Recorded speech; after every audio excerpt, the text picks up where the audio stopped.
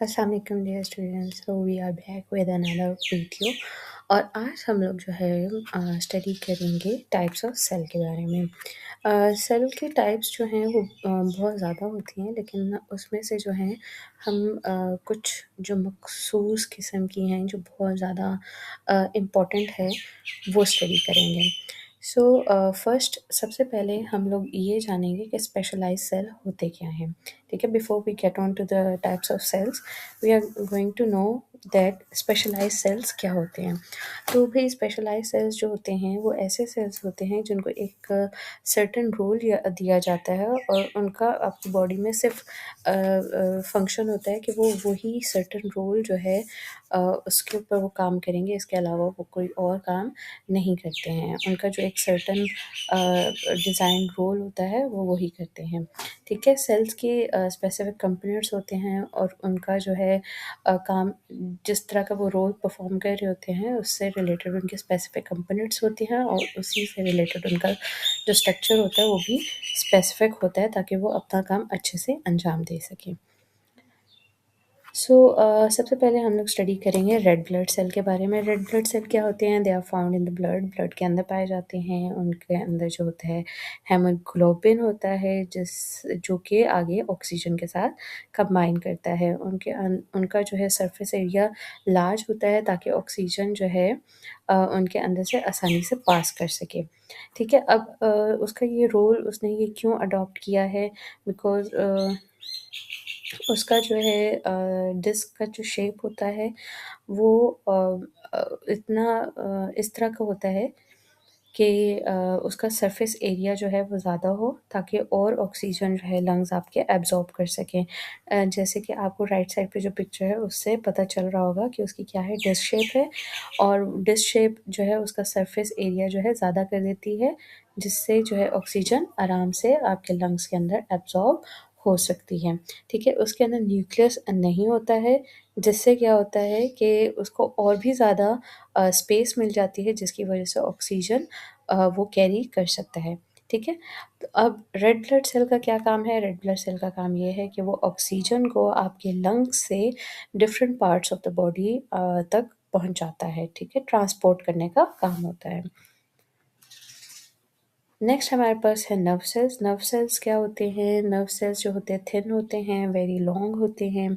ठीक है, उनका जो कनेक्शंस होता है वो हर एंड पे होता है। मतलब आप लेफ़्ट साइड पे जाएँ तब भी उनका कनेक्शन होगा, राइट साइड पे जाएँ तब भी उनका कनेक्शन होगा।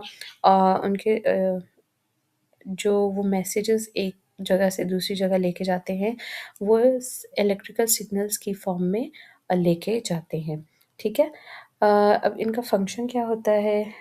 इनका स्पेसिफिक फीचर क्या होता है, या इन्होंने ये अडॉप्ट कैसे किया होता है रोल? ये नर्व सेल्स जो होते हैं ये आपके बॉडी के अंदर जिस भी तरह के मैसेजेस हैं, फॉर एग्जांपल अगर आपने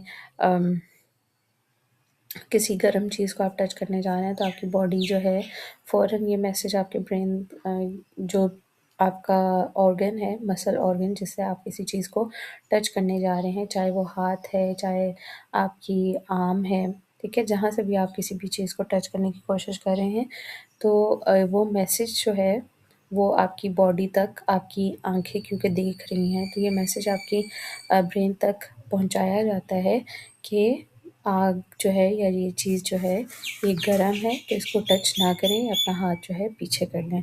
तो ये नर्व सेल्स जो होते हैं इनका ये काम होता है कि ये मैसेजेस जो हैं वो पूरी बॉडी में आपके कैरी करते हैं। They are surrounded by a fatty math sheet. इससे ये सराउंडेड होते हैं, और इससे क्या होता है ये इनकी स्पीड जो है और ज़्यादा इंक्रीज़ हो जाती है ताकि मैसेजेस जो हैं वो ज़्यादा जल्दी जो है वो ट्रैवल कर सकें। नेक्स्ट हमारे पास मसल सेल्स हैं। मसल सेल्स जो होते हैं लॉन्ग होते हैं, थिन होते हैं, और ये जो है बंडल्स की फॉर्म में ग्रुप किए हुए होते हैं, और इनके अंदर काफ़ी ज़्यादा माइटोकॉन्ड्रिया प्रेजेंट होता है। मसल सेल्स जो है इनका स्पेसिफिक फीचर क्या होता है, या फंक्शन क्या होता है? वो ये होता है कि जो मसल सेल्स जो है they work by contracting and relaxing. वो कॉन्ट्रैक्ट करते हैं, रिलैक्स करते हैं, और ताकि आपकी बॉडी के जो डिफरेंट पार्ट्स हैं वो मूव कर सकें। ये जो है डिफरेंट लोकेशंस पे पाए जाते हैं। मतलब आपके हार्ट के अंदर भी मसल्स होते हैं, उनको हम कार्डियक मसल्स कहते हैं। आपके स्केलेटन के ऊपर जो मसल्स होते हैं उसकी वजह से जो है आपकी बोन्स जो हैं वो आपस में जुड़ी होती हैं। स्मूथ मसल्स होते हैं जो कि आपके स्टमक के साथ साथ जा रहे होते हैं। तो मतलब आपकी बॉडी में जहाँ पे भी आप देखेंगे कहीं न कहीं मसल्स प्रेज़ेंट है और हर मसल का कोई ना कोई फ़ंक्शन है, कोई ना कोई वो काम परफ़ॉर्म कर रहा है। नेक्स्ट हमारे पास है एपिथेलियम सेल। एपिथेलियम सेल जो होते हैं they are tightly packed sheets of cell. एक दूसरे के साथ, जैसे आप लोग राइट साइड पे डायग्राम देख रहे हैं, एक दूसरे के साथ बहुत ज़्यादा टाइटली पैक्ड होते हैं। बॉडी की सरफेस के ऊपर प्रेजेंट होते हैं और कुछ आपकी जो इनर कैविटीज़ होती हैं उसके अंदर भी ये एपिथेलियम सेल्स प्रेजेंट होते हैं। इनका काम क्या होता है? इनका काम ये होता है कि ये आपको प्रोटेक्शन प्रोवाइड करते हैं, आपकी स्किन के ऊपर कवरेज प्रोवाइड करते हैं, सिक्रीशन करते हैं और साथ में जो है ये आपकी एब्जॉर्प्शन, फिल्ट्रेशन और एक्सक्रीशन को अच्छे से परफॉर्म करते हैं। ठीक है, आपकी बॉडी को, आपकी स्किन को ना सिर्फ प्रोटेक्शन देते हैं बल्कि कवरेज भी देते हैं, सिक्रीशन भी देते हैं, एक्सक्रीशन भी देते हैं और एब्जॉर्प्शन भी देते हैं और फिल्ट्रेशन भी देते हैं, ताकि अच्छे से जो चीज़ भी आपकी बॉडी से पास करी है वो एपिथेलियम सेल से गुजर के जाती है और ये बेसिकली आपकी बॉडी को प्रोटेक्ट करता है किसी भी हार्मफुल या बाहर की किसी भी तरह के डैमेज से। राइट। नेक्स्ट हमारे पास है वाइट ब्लड सेल्स है। वाइट ब्लड सेल्स क्या होते हैं? ये आपकी बॉडी को, आपके इम्यून सिस्टम को अंदर इम्यून सिस्टम के अंदर प्रेजेंट होते हैं and they help the body to fight the infection and diseases. जो भी किसी भी किस्म की कोई भी इन्फेक्शन होता है आपकी बॉडी को या कोई डिजीज़ होती है तो उसको वो उसके अगेंस्ट फाइट करने के लिए आपकी बॉडी को प्रोटेक्ट करते हैं, इम्यून बनाता है, ताकि आप अपनी बॉडी को डिफेंड कर सकिए किसी भी इन्फेक्शन से या डिजीज़ से। ठीक है, वाइट ब्लड सेल्स जो होते हैं दे आर इरेगुलर शेप में होते हैं, तो so they can squeeze out of blood vessel से आराम से निकल सकते हैं and get to the site of infection, और जहाँ पे भी कहीं आपकी बॉडी में इन्फेक्शन है वो वहाँ पे जा सकते हैं ताकि उस इन्फेक्शन से, उस डिजीज़ से फाइट कर सकें। सम कैन चेंज शेप, कुछ जो है वो अपनी शेप को चेंज भी कर सकते हैं ताकि डिफरेंट जो पैथोजेंस हैं या वायरसेस हैं उनको वो अपने अंदर एब्जॉर्ब कर सकें, इनगल्फ कर सकें, निकल सकें, ताकि उससे और ऑर्गन्स को जो है अ, कोई डैमेज ना हो। अब इसमें एक क्वेश्चन ये बनता है कि अगर हमारी बॉडी में ऑलरेडी ये वाइट ब्लड सेल्स हैं तो फिर हमें ये बीमारियाँ क्यों लगती हैं? ठीक है, तो भई इसका आंसर ये है कि आपकी बॉडी एक हद तक वाइट ब्लड सेल्स या एक डिज़ीज़ से फाइट कर सकती है।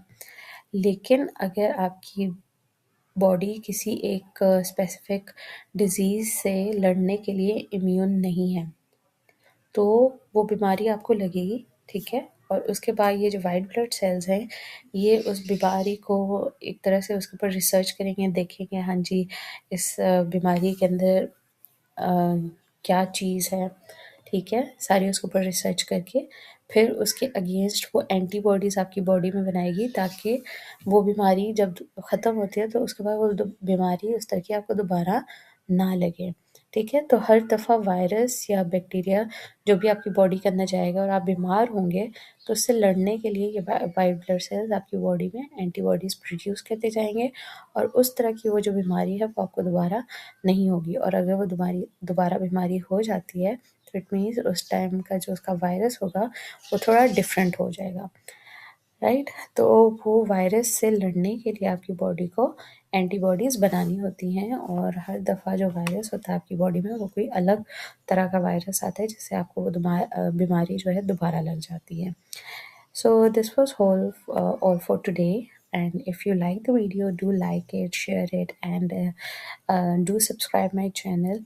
और आप लोगों ने अगर कोई इसके अंदर आपको इस स्पेसिफिक टॉपिक के अंदर कोई चीज़ आपको समझ में नहीं आती है तो do right in the comments below.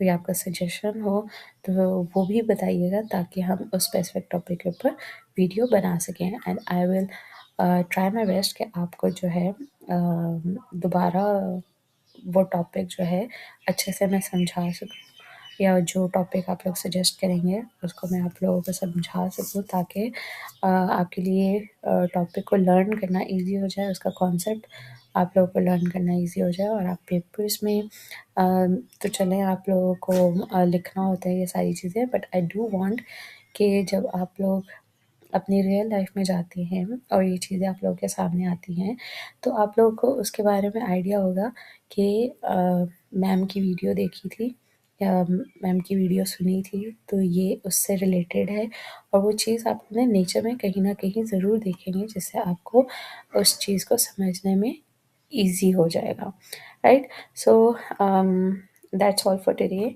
And do take care of yourself. अल्लाह हाफिज़।